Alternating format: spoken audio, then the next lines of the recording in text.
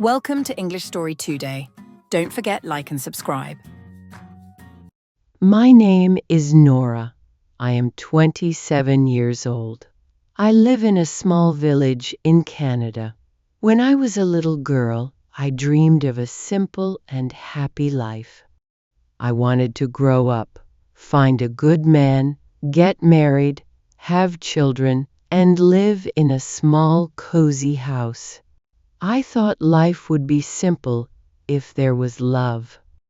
But I learned that life does not always follow dreams. I met Ryan when I was 23.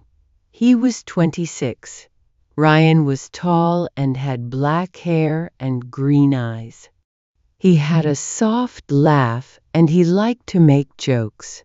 He talked a lot and told funny stories. We met at a birthday party of my cousin. Ryan asked me for my phone number that night. I felt shy, but I gave it to him. The next day, he sent me a message. He wrote, "Do you want to meet for tea?" I said, "Okay." We met at a small tea shop in the village. It was cold outside but warm inside. We sat and talked for 3 hours. We laughed. He told me about his job as a taxi driver. I told him about my work at the library. After that tea, we met again and again. He brought me flowers. He called me every night before I went to sleep.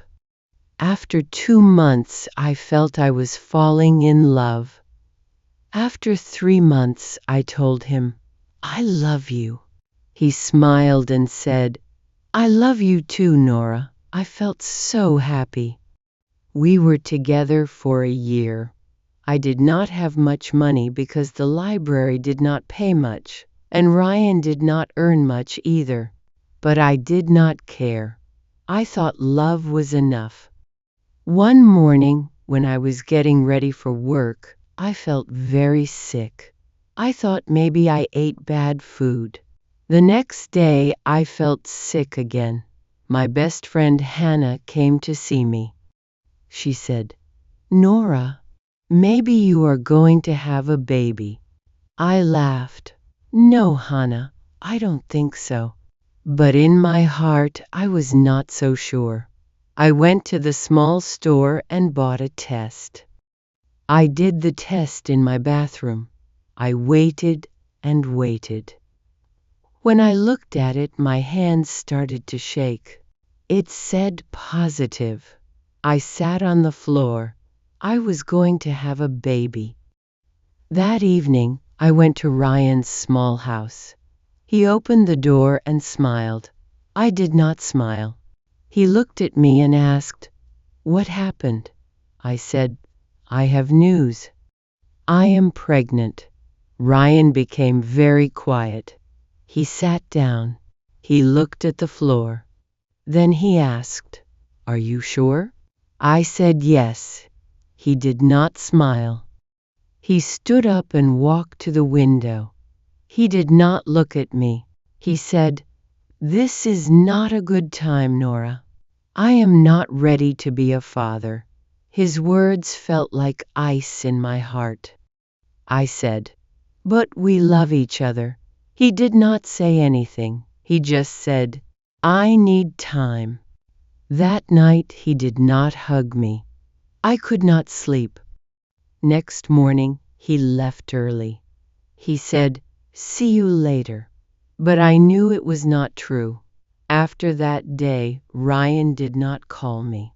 He did not answer my messages. He did not open his door when I went to his house.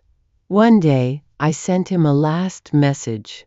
He wrote back, "I can't do this. I'm sorry." After that, nothing. I went back to my parents' small house. I sat in my old bedroom and cried for hours. My mother hugged me and cried too. My father did not say much, but he put his hand on my head. He said, "You will never be alone, Nora." Those words made me feel warm for a moment. I worked at the library every day. I read books to children. I smiled at people, but inside I was scared and alone. My belly grew bigger. I felt the baby move inside me. I went to the doctor in town. I heard my baby's heartbeat. I cried.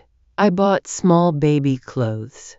My mother helped me get a small baby bed. One cold night, my pains started. My mother took me to the small hospital. I held her hand so tight. The nurse said, "It is time, Nora." I was afraid, but I was ready. After many long hours, I heard a small cry. The nurse said, "It's a boy." They put him in my arms. He was soft and warm. I looked at his tiny face. I whispered, "Hello, my baby. I am your mama." I named him Leo. I stayed in the hospital for 2 days. Then we went home. My mother helped me every day. But at night it was just me and Leo. He cried a lot.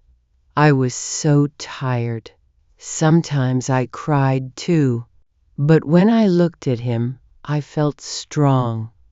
I kissed his small head and said, "I will never leave you." Ryan never called. He never came to see Leo. One day I saw Ryan at the bus stop. He looked at me, then looked away.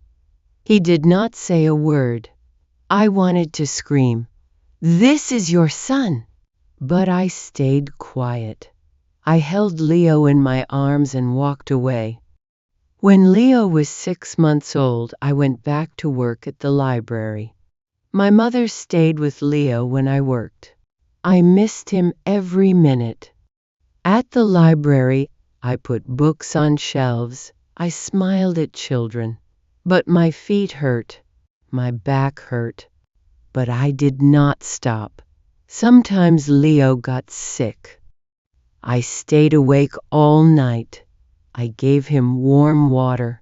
I sang soft songs. When he got better, I felt like I could breathe again. When he turned one, he started to walk. He fell many times, but he got up again. I clapped and said, "Bravo, Leo." He laughed and clapped too. When Leo was 2, he talked more. He said, "Mama, book," and more milk. He liked to play with my shoes. He liked to dance to music on the radio. One day I took him to the small park. He ran in the grass. He saw other children. He laughed and played with them. I sat on a bench and watched him. The sun was warm on my face. I felt tired but thankful. That day I saw Ryan again. He was with another woman. They were laughing. I looked away. I did not want Leo to see him. He did not know Ryan was his father. I held Leo's small hand and kissed his head. That night, I looked at Leo sleeping. I said softly, "You have me. That is enough." When Leo was 3, I got a letter. I was approved for a small house from the village council. It was very small, but it was ours. My father helped move our things. My mother made soup for us that night. Leo laughed when he saw his small bed. I said, "This is our home now." In our small house, life was simple. I read Leo books every night. He loved the one with the yellow duck. He always said, "Duck funny." Sometimes at night, I sat alone and felt lonely. But I never missed Ryan. I only wished for peace. One day, a woman came to the library with her daughter. She looked tired too. She said, "It is hard to be alone, isn't it?" I smiled and said, Yes, but our children make us strong. She smiled back and said, You are doing great, Nora. That night I hugged Leo tight and said, You are my strong boy. When Leo turned 4, he asked, Mama, do I have a daddy? I felt a pain in my heart. I said, You do, but he does not live with us. Leo asked, Why? I said, Because he did not want to stay. Leo looked at me and said, It's okay, I have you. I hugged him. I whispered, Yes, you have me always. Now, Leo is 5 years old. He goes to kindergarten. He wakes up early and says, Good morning, Mama. He eats breakfast slowly and always wants more jam on his toast. He loves his small school bag. He talks about his friends. He tells me, Mama, I want to be a doctor like you read in my books. I laugh and say, You can be anything you want, my love. Sometimes I sit by his bed at night. I look at his small face. I remember all the hard nights. I remember all the days I thought I could not do this. But here we are, just me and my little boy. And I know now, maybe my life did not go as I dreamed. But I have Leo. He is my dream. He is my love. He is enough.